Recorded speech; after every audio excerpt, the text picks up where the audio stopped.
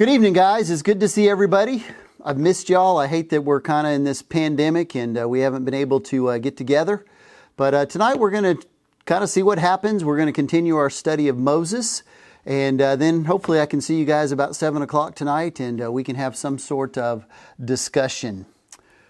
You know, one by one, clad in their cap and gown, each of the McNulty children have paraded across the stage, well, except for Sean, and right now we don't know how that's going to work since he's a senior this year. But they've walked across the stage and accepted their diploma, and then they've marched down the steps to enter another chapter in their life. Before that moment, though, before the pomp and circumstance and before mom and dad have time to have tears well up, there's always been the college application process, as each of my tribe has wrestled with the whole college process. If you've been there, I'm sure you understand what I'm talking about. The where to go. Do I live at home? Do I go off? Do I go to a Christian college? Do I go to a private college? Do I go to a big college? Do I go to a smaller one? Do I go to a community college? And if you've ever been through that, you know sometimes it's an exciting process, but sometimes it's a very agonizing process. And, you know, we've kind of seen it all. We've, you know, 4 of them now have already gone to college, and, you know, there's the, you know, all types of brochures and the pressure of making decisions and the campus visits and the phone calls from financial counselors, financial aid people at the schools, and admission recruitment kind of people. There's kind of that trauma of the decision process, and then sometimes there's a change in direction at the last second, and there's scholarship deadlines, and sometimes it feels like almost a 40-hour-a-week job just getting your kid into college, especially in the spring. But you know, eventually a decision's made. And then there comes that moment in the driveway where you know they're leaving. And you know, especially those of you who've been through this, you know that life is never going to be the same. Even when they come home, life is going to be different. And when that young man, that young lady walks out the door, you know, there's this hesitation there, and there's hugs, and there's kisses, and there's tears, and there's some last minute admonitions, and then some more hugs and some more tears. And then the car drives away, and mom and dad, or maybe you've dropped them off and you're headed home, and the car's real quiet, and there's just that reflection of, where did all the years go? So that's kind of the usual college experience. Did you know that God has a school too? And there's not anything usual about it. It doesn't have dormitories. It doesn't have a science lab. It doesn't have a football field. It's not listed in any kind of magazines or websites. The high school counselors don't know anything about it. Yet it's one of the most profound institutes of learning that you could ever attend. I don't know. I've been there.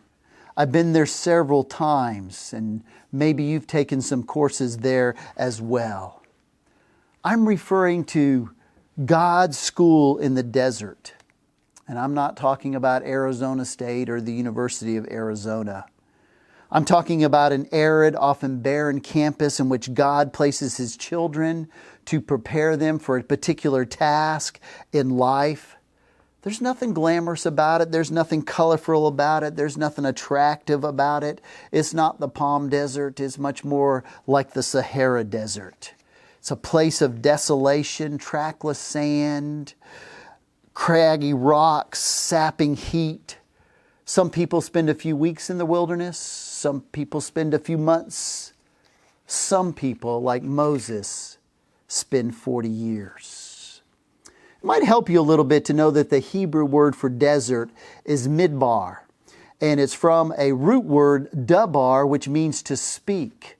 And so I'd like to kind of make an inference there that God often uses the desert to speak to us. And it's kind of in that lonely place that you find yourself stripped of all the things that you hang on to, all the stuff that you felt like you needed for life, that you find out that you really don't need them. And then you can actually hear the voice of God. Isolation is, perhaps you understand this, but isolation is always part of the desert experience. Never forget that. Once God seems to locate the place in the desert that you need to be, it's like He's in a bus and He just kind of drops you off and then He drives away. And then we're kind of like, where is He? He's left me in this place. And oftentimes it's a painful experience. And you say to yourself, am I going to lose my gifts? Am I going to be used of God anymore? What is God trying to teach me? God, did you just leave me? Are opportunities going to pass me by? And we think sometimes that we'll never get out of this place. Perhaps I'm speaking to someone who you've enjoyed a great education. You had a number of prospects coming out of college. But now, for whatever the reason, you find yourself in a dead end. Or maybe you were a student athlete and you've worked years and years, or you worked years and years sharpening your skills, and then a hotshot freshman comes in and just kind of pushed you out of the way. Or perhaps for most of your life you've enjoyed great health, and then one day the doctor says, there's a spot on your lungs and frankly I'm a little bit concerned about it. I think it may be malignant. That's information that sends you reeling. And it asks you, God, how can I handle this? Or maybe you're a single person and you thought Mrs. Right was going to come along and she still hasn't come along, and you're just wondering, God, what are you waiting for? And maybe the flame's starting to flicker a little bit and it's starting to go dim, and you're just kind of wondering, God, what are you doing? So why does God lead us through desert places? Let's get the answer from Moses, who had an advanced degree from God's school of the desert. We read in Exodus chapter 3, verse 1. Now Moses was pasturing the flock of Jethro, his father-in-law, the priest of Midian, and he led the flock to the west side of the wilderness and came to Horeb, the mountain of God. So Moses was in the shadow of Mount Sinai, the very mountain where God would come down with the cloud and fire and earthquake to meet with the children of Israel. But at this time, however, Moses probably wasn't thinking about anything so profound. You know what he was doing? With the shepherd's eye. He was just looking over that barren, desolate place for a few patches of grass for his sheep. This area, the desert of Midian, is an area of no shrubbery. It's just a lot of sand, forbidding as a moonscape. Large chunks of rock just kind of lay scattered here and there. I don't know if you remember some of those old Visa commercials that they used to have that were kind of funny. There was one old Visa credit card commercial where this strange, grisly-looking shopkeeper stood behind a counter in a ramshackled building, and he greets a customer with these words, "Welcome to the last place on earth." And the idea of the commercial was that even on the last place on earth, you could use your Visa. Those words kind of run through my mind as I think about the desert of Midian, the last place on earth, a place where even a Visa card wouldn't buy you a cold drink. If ever a place could be called the backside of the desert, this was it. And he didn't arrive in an air-conditioned tour bus. He wasn't looking forward to a fun week of riding camels and taking great pictures of the sunset. That's not what was going to happen. Moses had come to a place to live. It wasn't a vacation. It wasn't a week. This was his address, the Midian desert. Have you ever been traveling through some kind of maybe God-forsaken piece of land, you might call it, and you look over at your wife or your significant other, and you might say something like, "Boy, I am so glad we don't live here," as you kind of accelerate on the gas pedal to get back toward the comforts of home? For Moses, there was no escaping this desolation. This was home. The location wasn't attractive, and neither was his vocation. He was a shepherd for his father-in-law. He didn't even own his own flock. He married the man's daughter, borrowed a second-hand shepherd staff, and basically said, okay, where are the sheep? Teach me what to do. Along the way, we're told over in the book of Acts that he fathered a couple of children. And so he went about for these 40 years living out his three roles as a husband, a father, and a shepherd. And monotony became his soulmate. Can you believe it? A man with an advanced degree in hieroglyphics, science, literature, military tactics, now eking out an existence on the backside of the desert, living and working with his father-in-law, raising a couple of boys. That, my friend, is the desert, and there are no shortcuts out. And if you try to shortcut your journey through the desert, you will lead yourself to a dead end. You remember some of the old westerns? And the sheriff and his posse would be chasing some bad guys. And maybe one of the sheriff's deputies would say something to him like, "Marshal, they're getting away." And the marshal would look at the deputy and he'd say something like, "Them sorry dudes, they're riding right into a box canyon. We got them right where we want them." And he was right. There's no way out of a box canyon, and there's no way out of a cul-de-sac. Moses, the former and high priest of Egypt, was going to learn what it was like to live in the desert. And can you imagine those wild-eyed children he must have had living in a place, growing up in a place like they were growing up in? You know, the truth is there's nothing like children to kind of humble a person that has a PhD or a doctorate. So here's Moses out in the desert with degrees as long as his arm, and he's changing diapers, and he's playing peekaboo, and he's trying to feed those little rascals. I don't know how many of you guys had experience feeding children, but man, I 5 children. Sean was by far the worst. I mean, like he'd turn his head every which way, and you're trying to put food into it, and he's spitting it out and turning his head this way and that way, and it was just a chore. And you know, those baby food manufacturers, they can tell you about how healthy their food is and all that kind of stuff and how nourishing it is, but they can't tell you how to get it into the baby's mouth. Well, that was all part of the desert for Moses. In the desert, you learn to do things you never dreamed of. 4 points I want to make about, 4 majors, so to speak, that Moses had while he was living in the desert. First of all, he majored in obscurity. Moses had to cope with being a nobody. All his adolescent and adult life, Moses was somebody. He walked by. People noticed who he were. People commented about him. He was in the spotlight. Much like the contemporary spotlight today focuses on Prince Harry and Meghan Markle. I mean, everybody knows who they are and they see him. And it was much the same way with Moses when he strolled the streets. Except the sheep. They don't care at this point in his life. He was a shepherd for his father-in-law, Jethro. That's kind of humiliating, isn't it? Can you imagine an old friend of Moses coming to see him, maybe one of his old fraternity brothers from Sun Temple U, and he drives up in his nice chariot and he sees Moses and he's kind of got a ragged hair and a beard that obviously hadn't been trimmed in a while, and he's wearing these kind of homespun clothes, and he steps out and he says, "So Moses, what are you doing for a living now?" Well, I'm a shepherd." "Wow, really? So pretty big operation you have here." "Well, no, actually, these are my father-in-law's sheep. I just work for him." "Oh, so you just walk next to the shepherds or the sheep?" "Yeah, that's pretty much it."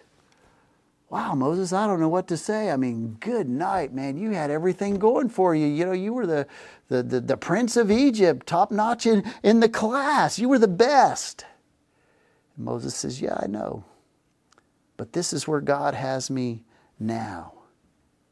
Perhaps you can identify with that situation. You're kind of nodding your head as you listen to me, and you're taking some coursework in obscurity yourself. That's God's plan. And if you would graduate from his school, the desert, you're going to probably have to take some classes in obscurity.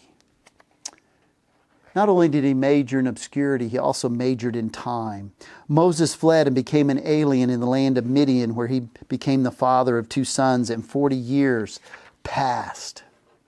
So 40 years came by. 40 years before school was out. Can you imagine? We live in a microwave culture today. 5 minutes and you expect lunch to be ready. Go to a fast food place, and if they don't have your food in 2 or 3 minutes, you're frustrated and aggravated. I mean, some of us, it hadn't always been that way. Some of us remember what it was like to turn on a TV and you had to wait for the TV to warm up. This is true. Some of you may remember what it was like to actually have to dial every number of somebody's address. You just couldn't punch a memory number. You had to actually, with your finger, dial every single number. I know, that was the Stone Age, right? But that's the way life was back then. But now it's fast, and we want everything condensed, and we want it compressed. But it's not that way in God's school, in God's desert school. There's no such thing as instant maturity. Moses needed those years for God to put him back on track, and sometimes it takes him a while to put us back on track. So, obscurity, time, and then solitude was another one of his majors. You know, you and I are strangers to silence. People today almost panic if things get too quiet. I mean, people always have noise in the background, TVs or radios or something, Alexa playing in the background. People are always wearing headphones and those kind of things, even when they're exercising, because we want some type of electronic noise. But for Moses, he would have been a lonely shepherd, just in solitude, just in the silence. And then the fourth major is this, discomfort. There was nothing comfortable about Midian, and it's likely that there's not going to be anything comfortable about the desert that you're in. Midian was a hard place. It was oppressively hot. It was deficient in creature comforts. Moses had grown up on the Nile River for the first 40 years of his life, and now he was living in a place where water was a scarce commodity. He learned to live with a dry throat and cracked lips and a perpetual squint to his eyes, shielding himself from the glare of the naked sun. But that was the curriculum that God had for him. So those 4 major areas that he majored in: discomfort, obscurity, solitude, and time. So what's the proper response when God puts you into the school of the desert? I think there are 3 possible ones. One is you can say, I don't need it. And that's kind of the response of pride. My neighbor needs it. My wife needs it. Maybe my kids need it. My boss really needs it. My roommate needs it, but I don't need it. That's a pride response. The second one is, I'm tired of it. And that's the response of short-sightedness. And I understand some of you might say, Dennis, you have no idea how long I've been in the desert. I've been in the desert so long I can't even remember what the other side looks like. That's a short-sighted response. I think the response that God wants us to have is this: I accept it. That's the response of maturity. I accept it because God's working in my life. He's teaching me things. You know, I've stood before our congregation on Sunday morning and felt as though we were singing empty, hollow words, even though the band was doing a great job and the pianist and the organ were magnificent and it was beautiful words and majestic music. But it just didn't seem like it was authentic, and it didn't seem like people were singing it with feeling and energy. Times when we've sang, all hail the power of Jesus' name, crown Him Lord of all. Do we really? Do we crown Him Lord of all, Lord of everything, but the desert experience? Guys, I hope to see you about 7 o'clock tonight, and we can kind of talk through some of these things. Thanks.